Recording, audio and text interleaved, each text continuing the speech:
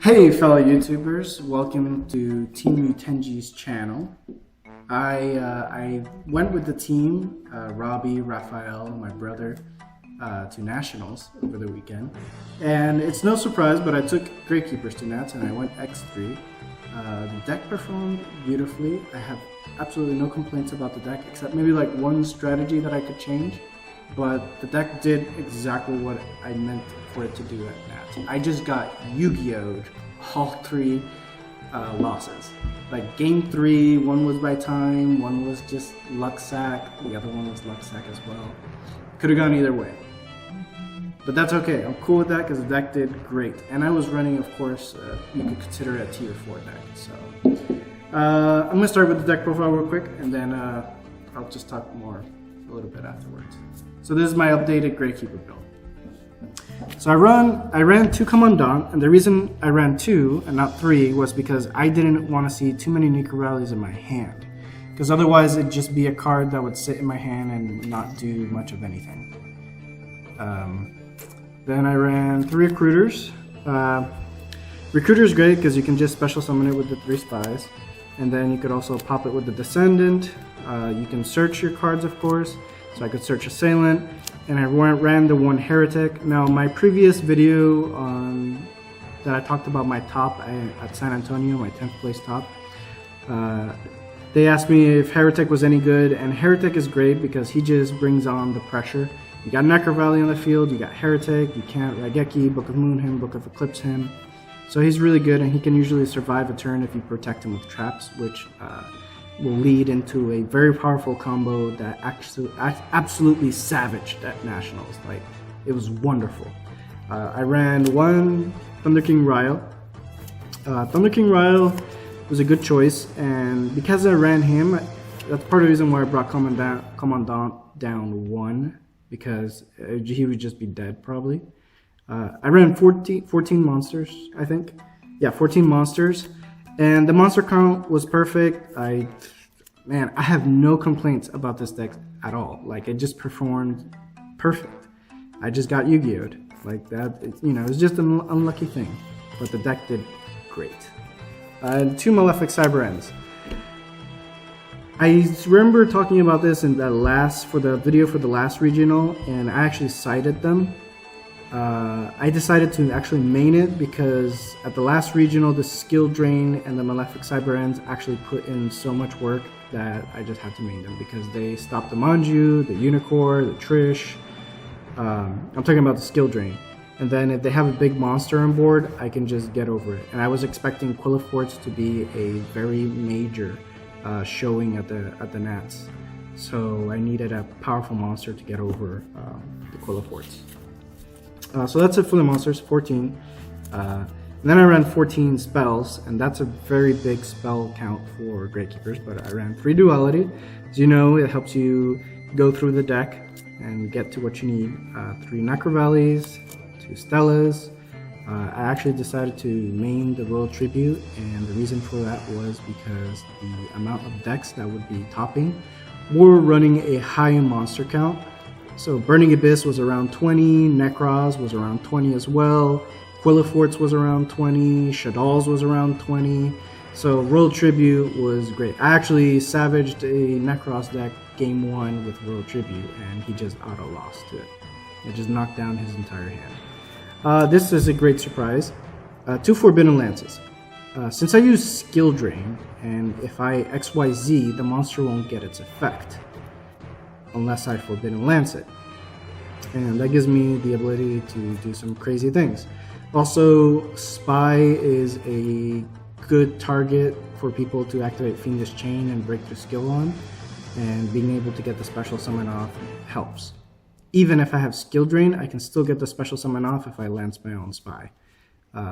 It performed beautifully as well, and it worked by protecting my Durendal from a Raigeki to later savage another Necros deck.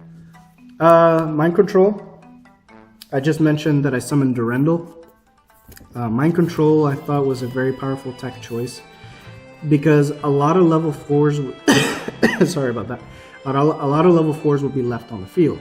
Necros usually leave them Manju just sitting on the field, or Unicorn sitting on the field, so I can just mind control it and XYZ with it.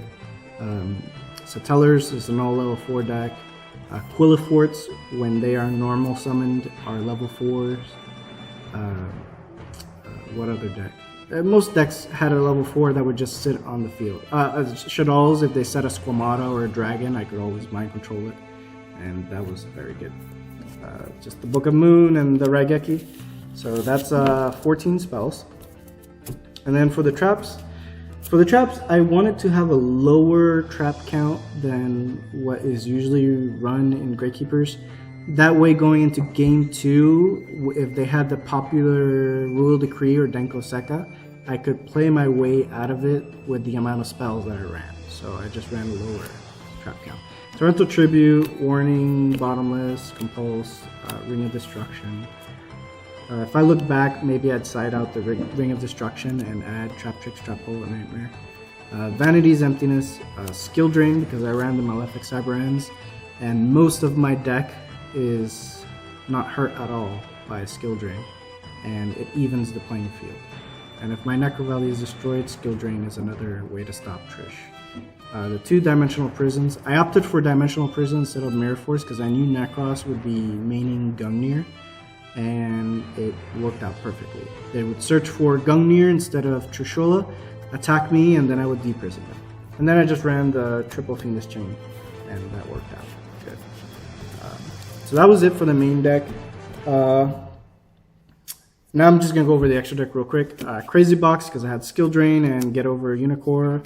Master Key Beetle. The only reason you want to summon Master Key Beetle is if you can flip a spy, you got Vanity set, and then you can target the Vanities. That way Vanities doesn't blow up, and you got a big beater on the field.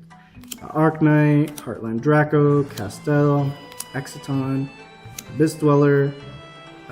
This was for Yang Zings, Gagaga Cowboy. And here's where I guess it changes from a lot of decks out there. And it is that I ran Planetary Knight, Diamond, Durandal, and Pleiades. As you saw, I ran the Mind Control, so that would give me easy access to Planetary Knight. At the end phase, I would attach Diamond. I didn't even plan on summoning them, it was just a way to get his effect off. Then when they drew, I would go into Durandal or Pleiades. I actually went into them very often. It was actually my biggest play with Gravekeepers. Durandal is very important because if you're playing against Necros and they search out, you wait for them to search out everything. Then they attempt to ritual summon. You activate Durandal's effect to shuffle their hand, and then they must ritual summon with whatever hand they get. If not, you get free knowledge of their hand, and their ritual spell is wasted. So you can easily win game because of Durandal.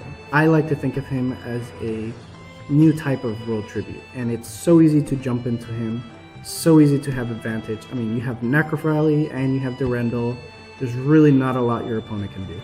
Pleiades was good because you got Necrovalley, you got your traps to protect him from battle, and you can just easily compulse and just poke. And then the other one I ran was Downward Magician. Downward Magician, you're probably thinking like, well, how would you make it or whatever, but you can make it with 2 level 4 spellcasters, which Gravekeepers can do naturally. But if I'm playing against Burning Abyss, I can easily just mind control the Dante and just main phase 2 overlay it, and they lose their Dante, and they have to somehow get rid of my Downward. And if I have Necrovalley on the field, Dante doesn't activate. So they just don't get a 25 beater. And then just the Cyber End Dragons. As for my side deck, I went really quick. I ran another Heretic for Quilliforts, a lot of trap heavy decks, Satellars. It's just easy to just poke with this guy.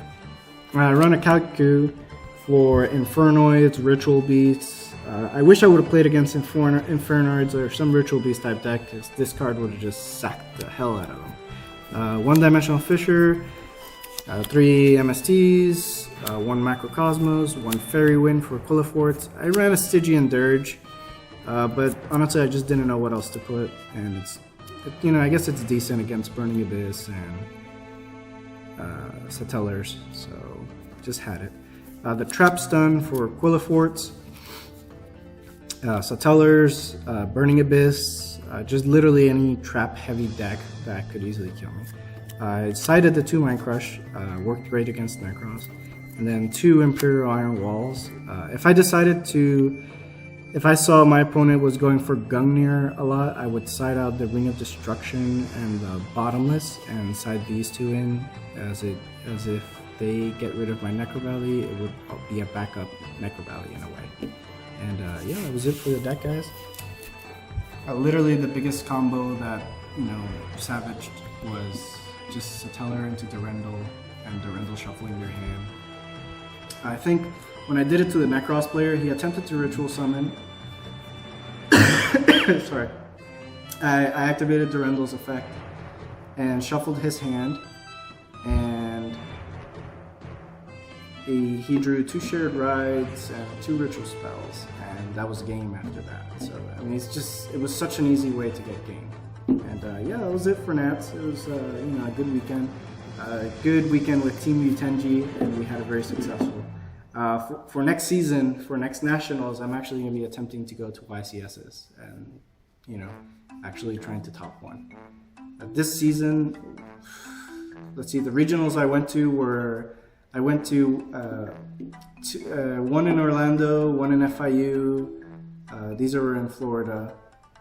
And I ran Skull Servants, I ran Spellbooks. That was like at the beginning of the format. I wasn't really being serious about topping an event or anything like that. And then I took Gravekeepers to the San Antonio one. I went top 10.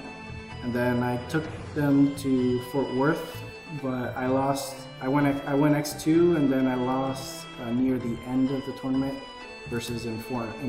So I missed my top there. And yeah, that was it. That was it for the season. Had a blast, and see you guys later.